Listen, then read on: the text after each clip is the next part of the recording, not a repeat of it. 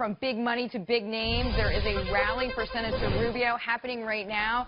It is in South Carolina. Here are the GOP candidates piling on contender and frontrunner Donald Trump. I'm not sure a lot of voters are excited about having a president who, when he gets rattled, when he gets upset, begins cursing and yelling vulgarities at people. Donald Trump has zero foreign policy experience. Negotiating a hotel deal in another country is not foreign policy experience. Jeb Bush has no foreign policy experience, period. You have people running like a Jeb Bush. He's bringing his brother in now. He tried the mother, who's a very nice lady, I'm sure. But he tried the mother. That didn't work out so good. Now he's bringing in his brother. We need a president that knows what he's doing, not talking cheap talk. If we nominate Donald Trump, we're going to be destroyed in the general election. But if he won, it would be a disaster as well. Jeb is spending all this time being negative. Does he worry at all about his legacy? Everything is trashing people. Spending all your time being negative, but you know what, I don't have time for that. Former Senator Scott Brown has endorsed Donald Trump. He is with me now. Senator, glad to have you here. What do you make of that comment? I'm going to go back to Governor Kasich's comment about being positive versus Donald Trump, whom you do support, who is very combative, let's say. Well, first of all, I like the governor, and I think any one of the people running would make a better president than Bernie Sanders and or Hillary Clinton. That being said, the reason I like Donald Trump is because he doesn't owe anybody anything. I kind of like that brashness, that unpredictability, the fact that he's going to go down to Washington, which is broken, kind of knock some heads and take some numbers. And sometimes it takes a swear word here and there. I don't certainly, I wouldn't do it. So funny you should say swearing, Senator, because Trump is known for cursing. Marco Rubio coming out and saying, you know what, that's not very presidential. Here's Senator Rubio. Afghanistan is going to just want to stay in the White House and work my off, make great deals, right? They're ripping the out of the sea, right?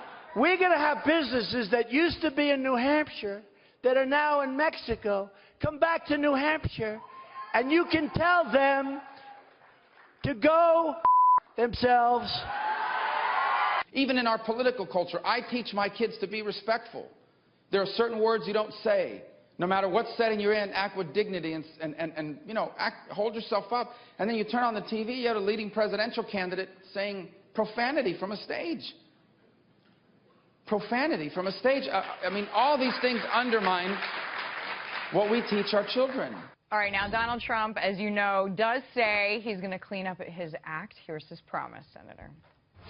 Even if it's not a bad word, if it's a little bit off, they kill me. So I won't do it. I'll never do it again, actually.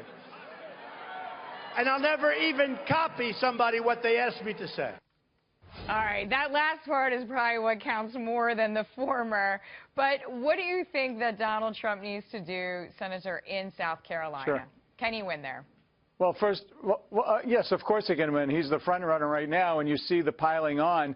And I think this election, quite frankly, has been pretty mild up until now. South Carolina traditionally is kind of where the dirty tricks start and kind of them really battling back and forth. I've said it to Donald. I know others have said, listen, you got to start acting more presidential. People like your message. They like how you're saying it. And the way he's talking, quite honestly, is the way many of us talk in our homes and with our friends out having a beer or something. But when you're running for president, obviously you look at a little bit differently. So I've made that suggestion. I'm glad that he's taking that advice from me and others. But bottom line is Marco complaining about Donald Trump swearing isn't going to help him in the polls. He needs to actually come through and have a very solid debate. And let's keep our eye on the prize. After last night, seeing how far left Bernie Sanders is taking Hillary Clinton, JFK would be rolling in his grave. This is not JFK's party anymore. And you look at Bernie Sanders, I find it fascinating. He's not is he an insider? Because he's been in the Senate for 10 years. He's been in politics almost his whole life, and somehow all of a sudden he's an outsider. It's almost laughable.